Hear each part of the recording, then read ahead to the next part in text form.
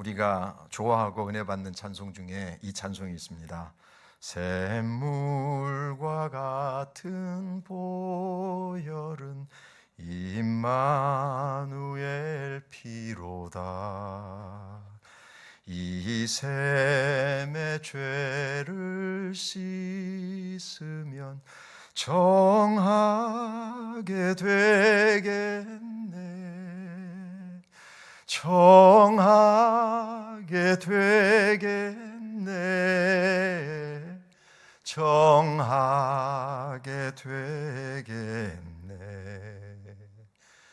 이 샘의 죄를 씻으면 정하게 되겠네. 이 찬송을 쓴 사람은 어떤 사람일까요? 가사만 보면 참 은혜가 많고 그리고 신앙생활이 안정되어 있는 사람일 거라고 생각이 됩니다. 그런데요, 이 찬송시를 지은 사람은 윌리엄 카우퍼라고 하는 사람인데요, 이 사람은 심한 우울증에 평생 고생을 했습니다. 우울증이 있다 보니까 신경적으로도 쇠약해서요, 적어도 자살을 4번이나 시도할 정도로 굉장히 고통스럽고 완전적이지 못한 그런 삶을 살았습니다.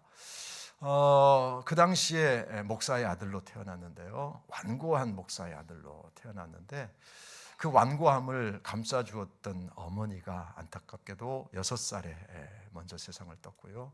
그 과정 속에서 우울증과 신경쇠약, 그래서 살 소망을 잃고 자살을 여러 번 시도할 정도로 어떻게 보면 힘든 그런 인생을 살았던 사람입니다. 그런데 어떻게 이렇게 아름다운 찬송시를 만들 수 있었을까?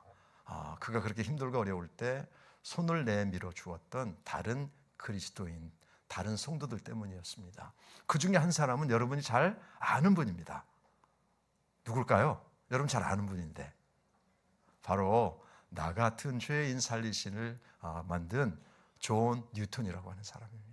그 존 뉴턴은 아시잖아요. 노예선의 선장이었기 때문에 그 노예선의 선장이었던 자신을 구원해 주신 그 하나님의 사랑을 깊이 깨달았는데 그 사랑을 어떻게 갚는가 하면 윌리엄 쿠퍼라고 하는 정말 우울증에 시달리고 신경쇠약에 걸려있는 그 사람에게 그 사랑의 빚을 갚아요. 그래서 그 사람을 세워주는 역할을 누가 했느냐? 존 뉴턴이 하게 되죠. 존 뉴턴만은 아니지만 존 뉴턴이 결정적으로 하게 됩니다. 오늘 베드로는 두 번째 만물의 마지막 시대를 살고 있는 우리들에게 두 번째 이렇게 이야기합니다. 첫 번째 이렇게 이야기했죠. 정신 차리고 똑바로 정신 차려서 기도해야 돼. 두 번째는 사랑하라. 야, 또 사랑 타령이군. 지난주에는 기도 타령을 하시더니 오늘은 또 사랑 타령이네. 또 사랑 얘기입니까? 그런데 여러분, 저는 베드로의 이 권면에 정말 동의합니다. 100% 동의합니다. 하나님의 말씀이니까 동의해야 되죠. 그런데 경험적으로 동의하는 게 뭐냐면, 제가 이제 목회를 얼마 남지, 목회를 마무리해야 되잖아요. 아주 수십 년 목회 현장에 있었는데요, 내린 결론이 하나 있습니다. 사랑받지 못한 사람은 행복하지 않다. 그러니까 돈과 뭐 이런 거는 필요 없다, 제가 이런 얘기 하는 게 아니고요, 참 어떻게 보면 참 행복해야 되는데 사랑받지 못해서 불행한 사람들 참 많이 봤습니다. 근데 어떤 사람은요, 불행해야 될 것 같은데, 그런데 사랑받고 있어서 참 힘들지 않게 살아가는 사람도 얼마든지 볼 수 있습니다. 이게 모든 것은 그렇지 않지만 제가 목회하면서 현장에 느낀 게, 사랑받는 사람은 행복하구나, 사랑받지 못한 사람은 불행하구나. 남편은 아내의 사랑을 받지 못하면 불행해요. 아내는 남편의 사랑을 받지 못하면 불행합니다. 뭐 돈이 많고 집이 좋아도요, 그게 핵심적이더라고요. 부모의 사랑을 받지 못하는 자녀는요, 늘 열등감에 시달리고요, 뭔가 부족해요.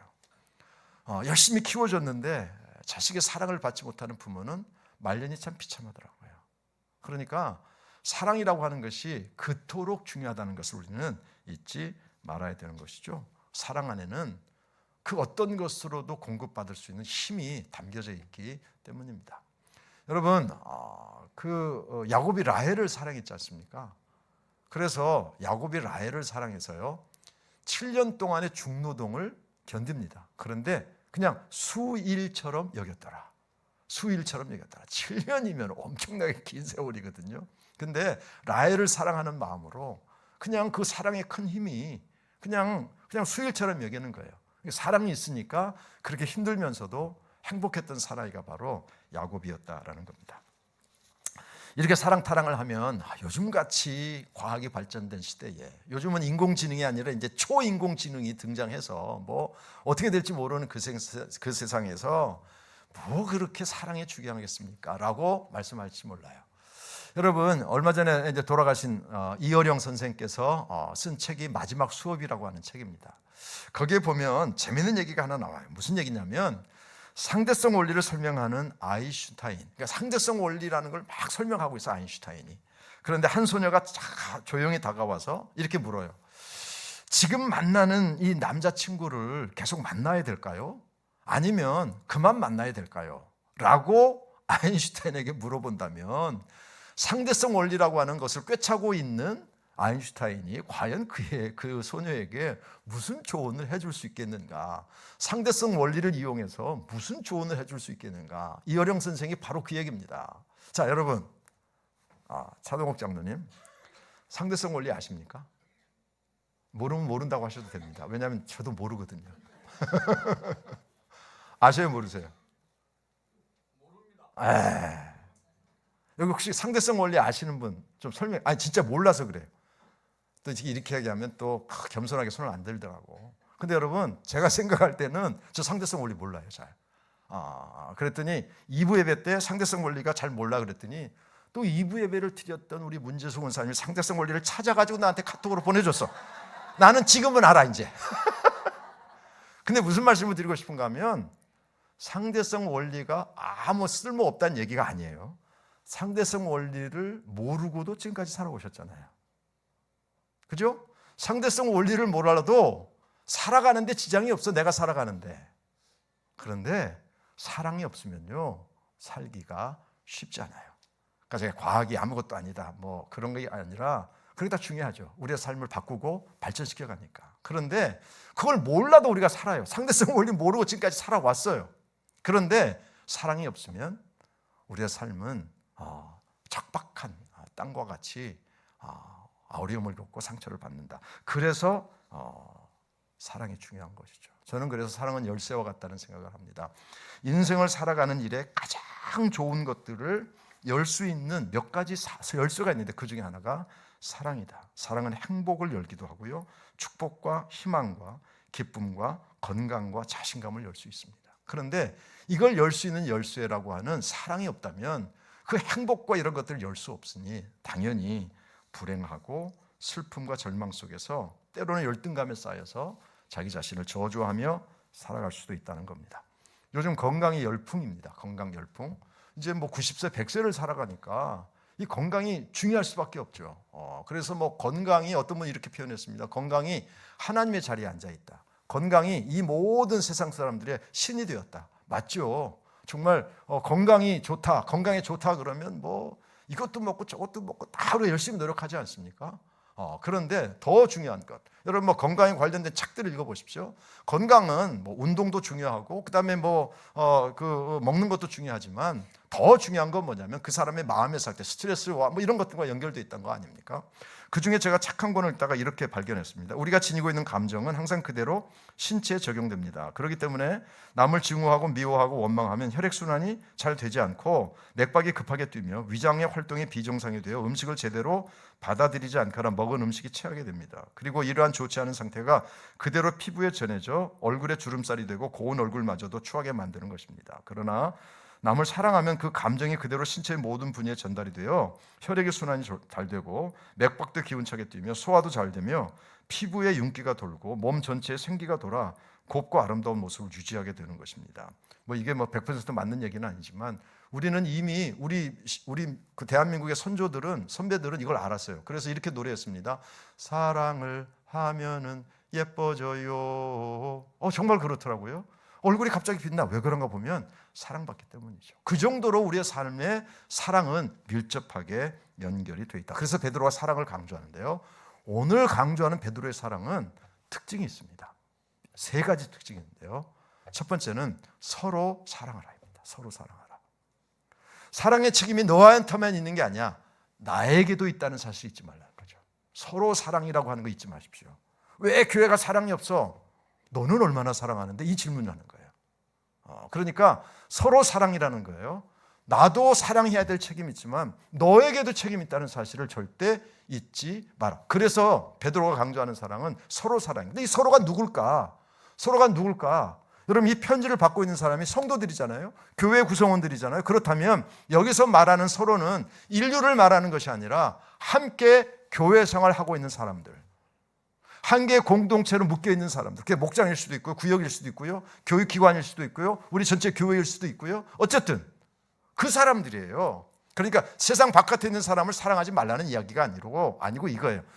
우리가 우리 안에서 사랑을 이루어야 된다.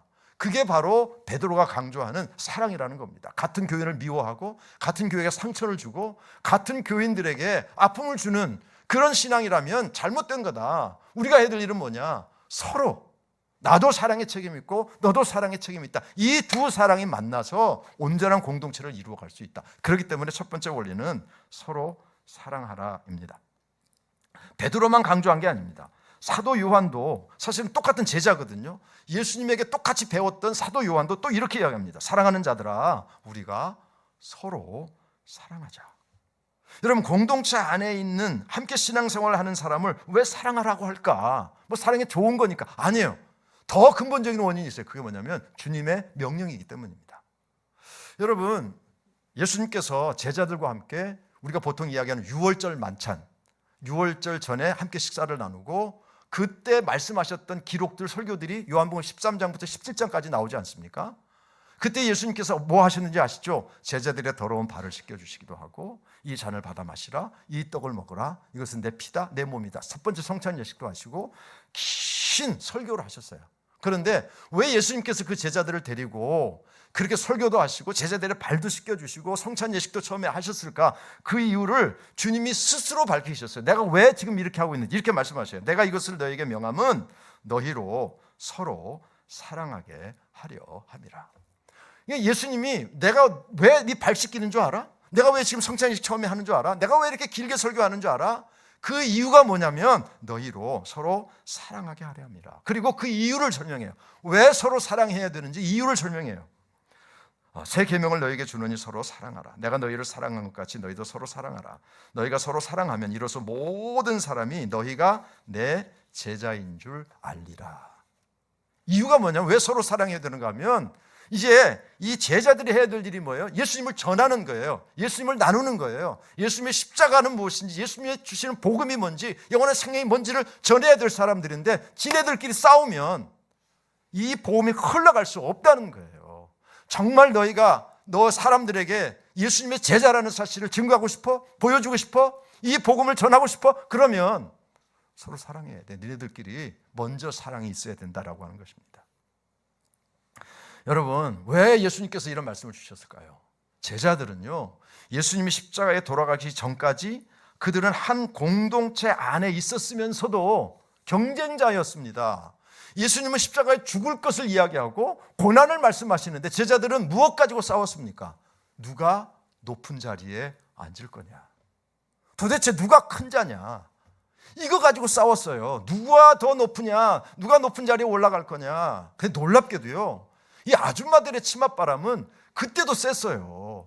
야고보와 요한의 어머니가 와가지고 예수님 붙잡고 주님의 나라가 회복되면 우리 아들 하나는 오른쪽에, 하나는 왼쪽에 앉혀주세요. 아줌마들 도대체 왜 그러십니까? 그때도 그랬다고요. 그러니까 지금 예수님께서 너무 답답한 거예요. 지금 예수님은 십자가에 죽으시잖아요. 고난의 길을 가는데 지네들끼리 싸워. 누가 높은 자리에 앉을 거냐? 견제의 대상이고 경쟁의 대상이에요. 그러니까 누가 높은 자리에 갈 것 같으면 질투하는 거죠. 그런데 그 제자들을 향해서 예수님께서 보여주신 것이 충격적이었단 말이죠. 그 더러운 발 앞에 무릎을 꿇고 제자들의 발을 씻겨주셔요. 그리고 내 몸을 주겠다, 내 피를 주겠다 말씀하셔요. 그 이유가 뭐라고요? 너희가 서로 사랑하면 이로써 모든 사람이 너희가 내 제자인 줄 알리라. 그렇기 때문에 사도 요한도 사도 베드로도 인류를 사랑하는 인류애가 필요하죠. 그런데 어디서부터 사랑을 시작하라? 교회 공동체 안에서 시작하라. 교회 공동체 안에서 가까운 사람들에게서 사랑을 시작해야 된다. 여러분, 성도 제자들이 서로 경쟁할 때 이루어낸 일이 뭐가 있습니까? 아무것도 없어요. 도망가는 거예요. 배신하는 거예요. 사명을 포기했던 거예요. 그런데 회복된 이후에 베드로가 사도 요한이 서로 사랑하라라고 강조한 것을 보면 그들 사이에 뭐가 회복됐어요? 사랑이 회복된 거죠. 그때 비로소 복음의 역사가 일어나기 시작합니다. 교회 안에서 정말 해야 할 일은 성도를 사랑하는 일입니다. 교회 안에서 정말 하지 말아야 할 것은 성도를 미워하는 일입니다. 적어도 내가 전도하지 못하더라도, 내가 한 영혼을 구원하지 못하더라도 적어도 나 때문에 누군가가 교회 안에서 상처받아서 교회를 떠나가게 하는 일을 만들지 마라. 한 사람 전도가 얼마나 힘든데, 한 사람 영혼이 얼마나 귀한데, 그 더러운 성질 때문에 그 성질 감추지 못해서 그냥 내 말대로 안 해준다고 그냥 뭐 짜증내고 이래가지고 상처받아서 교회 떠나게는 하지 마라. 서로 사랑하라. 이게 베드로가 우리에게 이야기하는 겁니다. 서로가 첫 번째 원리라면요, 두 번째는 뜨겁게입니다. 뜨겁게 여러분 머릿속에 떠오르시죠? 와, 내가 옛날에 우리 남편하고 우리 아내하고 결혼할 때 불같은 사랑을 내가 했지. 그 뜨거운 사랑을 이야기하는가? 아니에요. 그 뜨거운 사랑 얘기하는 게 아니에요. 여기서 뜨겁다라고 하는 것은요, 헬라어 원어의 의미가 이거더라고요. 달리기 하는 사람이 달리기를 하다가 힘들어 중단하고 싶은 생각이 들 때 포기하지 않고 조금 더 뛰는 것을 말한다. 달리는 사람이 목표를 정했어요. 10km, 예를 들어 20km 막 뛰는데 힘들어, 포기하고 싶어. 그냥 그만둘까? 그때에 조금 더 힘을 내서 목적지까지 가는 게 그게 뜨겁다라는 뜻이에요. 여러분, 왜 베드로는 이런 뜨거운 사랑을 이야기하고 있을까요? 왜냐하면 나와 함께 공동체에 속한 모든 사람들이 다 사랑스러운 사람은 아니다. 항상 내가 사랑을 주어도 좋게 반응하고 사랑을 주고 싶은 사람만 공동체 안에 있는 것은 아니다. 그런데 그 사람만 그런 게 아니고 너도 그렇다. 그러니까 서로 뜨겁게 그래도 한 번 더 사랑하라. 사랑하기 위해서, 그 사람을 위해서 기도하라. 문제가 생기고 미움의 마음도 생길 수 있지만 한 번 더 사랑하는 것, 그것이 바로 뜨겁게입니다. 두 번째는요, 무엇보다도입니다. 무엇보다도 뜨겁게 사랑하라. 여러분, 사랑을 모든 것에 우선하라는 겁니다. 모든 원리보다 더 중요한 것은 사랑의 원리라는 겁니다. 다른 말로 하면 어떤 사람을 보면, 공동체 안에서 어떤 사람을 보면 사랑하려고 먼저 시작하라는 겁니다. 근데 우리가요, 이게 잘 안 돼요. 특별히 우리나라 사람들은요, 호구조사를 열심히 하지 않습니까? 왜 그렇게 호구조사를 하는지 모르겠어요. 저는 죄송합니다. 미국에 살면서 미국 사람하고 많이 사귀어보지도 않았지만 저희 호구조사를 한 사람이 한 사람도 없어요. 직업은 뭐냐, 나이는 몇 살이냐 물어본 사람이 한 사람도 없어요. 근데 우리나라는 일단 만나면 서열을 정리해야 되니까 몇 년생입니까? 학교는 언년대 졸업했습니까? 무슨 김씨입니까? 이런 거 다 물어보잖아요. 고향은 어디입니까? 근데 그 이유가 그 사람을 잘 알아서 더 깊이 사귀려고 하는 게 아니라 그 결과가 뭐냐면, 특별히 요즘은 정치적으로 나눠져 있잖아요. 파란 당, 빨간 당으로 아주 분열되어 있잖아요. 그러다 보니까 그 과정을 통해서 네 편, 내 편을 만들어요. 분열하고 갈라져요. 놀라운 것은요, 저도 그 통계를 보고 너무 깜짝 놀랐는데, 결혼하지 않는 젊은이들에게 물어봤어요. 정치적인 배경이 다른 상대방과 결혼할 의향이 있습니까? 결혼하지 않을 의향이 있습니까? 놀랍게도 30% 이상이 정치적 성향이 달리면 나 결혼하지 않겠다. 그러니까 사랑보다 정치적인 성향이 더 위에 있는 거죠. 베드로는 그렇게 하지 말라는 겁니다. 무엇보다도 above all, 모든 것 위에, 정치적으로 다르고 다를 수 있죠. 교회 안에서도요, 파란 거, 빨간 거 다르잖아요. 그런데 그것 때문에 만약에 사람을 미워한다면 하나님 기뻐하시지 않는다. 모든 것 위에 모든 조건을 내려놓고 그 사람을 사랑부터 하려고 하라. 고향이 틀리다고, 출신 지역이 다르다고 편가르고 그러지 마라. 그 바로 그거예요. 모든 것 위에 사랑을 더하라. 여러분, 근데요, 왜 이렇게 무엇보다도 뜨겁게 서로 사랑해야 돼요?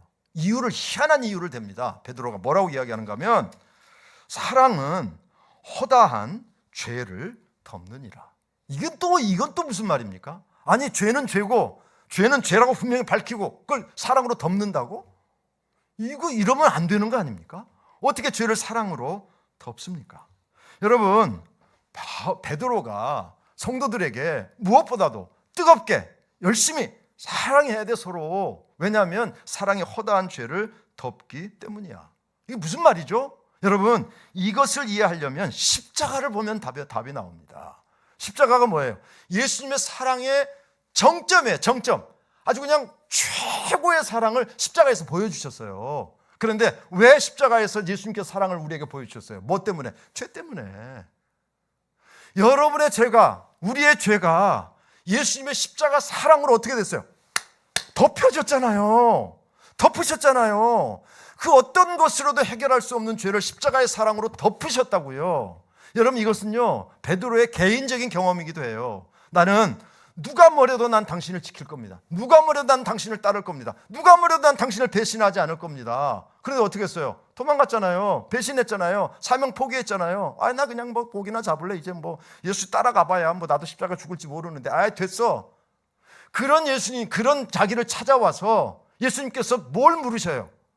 네가 나를 사랑하느냐? 얼마나 따지고 싶은 게 많으실 거예요. 그런데 하나도 따지지 않으시고 딱 한 가지 물으셔요. 네가 나를 사랑하느냐? 베드로가 너무 죄송했지만 그래도 주님을 사랑합니다. 그랬더니 주님께서 뭐라고 말씀하셔요? 그래, 알았어. 내 양을 먹이라. 내 양을 치라. 여러분, 베드로의 그 죄가 주님의 사랑으로 덮여진 거잖아요. 베드로가 그걸 경험한 거예요. 그래서 이야기합니다. 무엇보다 더 뜨겁게 열심히 사랑하라. 그 사랑은 허다한 죄를 덮을 수 있다. 여러분, 그 십자가를 보면 답이 나오지 않습니까? 그래서 그 십자가로 말미암아 죄가 덮어진다는 주님의 사랑을 깨닫는 사람이 아까 말씀드린 것처럼 이 찬송을 지을 수 있는 거예요. 샘물과 같은 보혈은 임마누엘 피로다. 이 샘의 죄를 씻으면 정하게, 다 같이 해볼까요? 되겠네. 정하게 되겠네. 정하게 되겠네. 이 셈의 죄를 씻으면, 이 셈의 죄를 씻으면 정하게 되겠네. 이게 바로 십자가로 사랑으로 죄를 덮는다는 뜻이에요. 그 십자가의 사랑으로 죄를 덮어주셨어요. 누구의 죄를요? 베드로의 죄를요. 누구의 죄를요? 여러분과 우리의 죄를요. 나의 죄를요. 그 베드로가 얘기하는 거예요. 죄를 용납하라. 죄를 모른 척하라, 그런 이야기가 아니고, 죄 가운데 있는 그 사람을 우리가 먼저 해야 될 일이 뭐냐? 사랑하는 일이다. 여러분, 주님께서 제자들이 사랑할 만해서 사랑하셨습니까? 절대 그렇지 않습니다. 아까 말씀드린 것처럼 죄들의 발을 씻겨주시고 다 했잖아요. 그런데 예수님은 하셨잖아요. 배신할 것도 알고, 도망갈 것도 알고, 모른다고 할 것도 알고, 그래도 그들을 끝까지 사랑하셨습니다. 허물을 덮어주는 사랑, 죄를 덮어주는 사랑. 예수님의 그 사랑이 있었기 때문에 초대교회의 역사가 나타난 거예요. 그들이, 주님을 배신했던 그들이 주님의 사랑으로 덮어주니까 그들이 뭐가 돼요? 교회의 기둥이 돼요. 초대교회의 반석이 돼요. 초대교회를 일으키는 출발점이 된다고요. 그게 뭐예요? 주님의 사랑이 그들의 죄를 덮었고, 주님의 사랑이 그들의 허물을 덮었기 때문이죠. 그래서 베드로가 우리에게 이야기합니다. 무엇보다도 뜨겁게 열심히 사랑하라. 그 하나님의 사랑을 깨달았기 때문에 베드로가, 그 하나님의 사랑을 깨달았기 때문에 사도 요한이 우리 서로 사랑해야 됩니다. 서로 사랑해야 됩니다. 라고 우리에게 강력히 요구하고 있다는 겁니다. 자, 그런데 중요한 것은 뭐냐면 이걸 내가 그만큼 중요하게 여기느냐입니다. 내 공동체 안에 있는 성도들, 공동체 안에 가족도 들어가고 하여튼 다 들어가지 않습니까? 나와 연결된, 내가 엮여있는 이 공동체의 사람들을 사랑하는 것, 여러분 얼마나 심각하게 생각하십니까? 얼마나 중요하게 생각하십니까? 뭐 할 수도 있고 안 할 수도 있는 거 아닌가?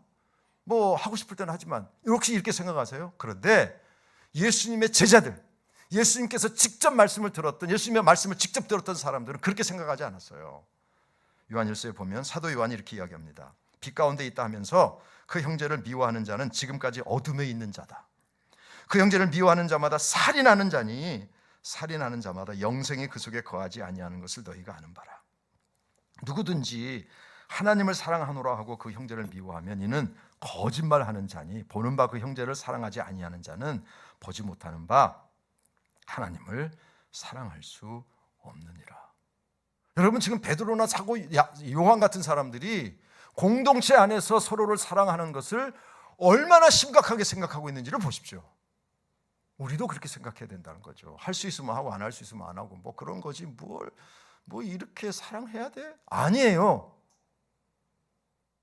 베드로는 요한을 그렇게 이야기하지 않습니다. 당신의 형제를 사랑하는 마음이 없다면, 같은 성도를 사랑하는 마음이 없다면 하나님이 있는지 살펴봐. 그리고 당신 하나님 정말 사랑해? 사랑한다면 보이는 사람을 사랑해야지. 어떻게 보이지 않는 사람을 사랑할 수 있어? 그리고 공동체 안에 있는 사람을 미워하는 거, 그거 살인하는 거다. 얼마나 심각한 메시지입니까? 그렇기 때문에 오늘 다시 한번 우리의 신앙, 우리의 믿음, 우리의 신앙의 방향을 다시 한번 베드로가 이야기합니다. 만물의 마지막에 가까웠으니 첫 번째는 정신 똑바로 차리고 기도해라. 두 번째는 무엇보다도 뜨겁게 서로 사랑하라. 우리가 이 시대에 필요한 것은 같은 교회 안에서, 같은 공동체 안에서 서로를 사랑하는 일입니다. 아까도 말씀드린 것처럼 적어도 나 때문에 그 누군가가 예수 잘 믿어보려고 하는데, 신앙생활 잘 하려고 했는데 나 때문에 상처받아서 교회를 떠나고 하나님을 떠난다면 살인하는 것과 마찬가지가 된다. 그렇기 때문에 어떤 경우에도 나로 인해 상처받고 그래서 신앙생활을 계속해야 될까? 꼭 이런 사람들이 모인 그 하나님 내가 믿어야 될까? 적어도 내가 한 영혼을 구원하진 못해도 한 영혼이 낙심하지 않도록 무엇보다 뜨겁게 열심히 사랑하는 믿음의 순종이 있어야 되는 것이죠. 우리는 사랑의 빚진 자들입니다. 예수님 십자가를 통해서 우리는 사랑의 빚을 지고 있습니다. 그런데 주님은 나에게 갚으라 말씀하지 않으시죠. 공동체 안에 있는 그 성도들, 그 구성원들에게 사랑을 갚으라고 요구하십니다. 그렇기 때문에 사랑이 쉬운 건 아니지만, 사랑이 어렵고 힘들지만 그럼에도 불구하고 오늘 말씀 붙잡고 무엇보다도 뜨겁게 서로 사랑하는 사랑의 실천자, 사랑의 순종자들이 되시기를, 예수 그리스도를 닮아가는 우리 모두가 되시기를 주의 이름으로 축원합니다. 하나님, 무엇보다도 뜨겁게 열심히 사랑하라. 얼마나 중요하게 주님이 여기고 있는지 잊지 않게 도와주시고, 내 마음대로 내 생각대로 사랑해도 되고 안 해도 되고 상처 줘도 되고 안 줘도 되고 이런 교만한 마음 갖지 않도록 도와주시고, 주님이 우리를 사랑해 주셨으니, 허다한 죄를 덮어주시는 사랑으로 우리에게 역사해 주셨으니 우리 역시 믿음으로 결단하며 기도하며 서로 사랑의 역사를 만들어낼 수 있는 우리 모두가 되게 하여 주시옵소서. 예수님의 이름으로 감사하며 기도합나이다. 아멘.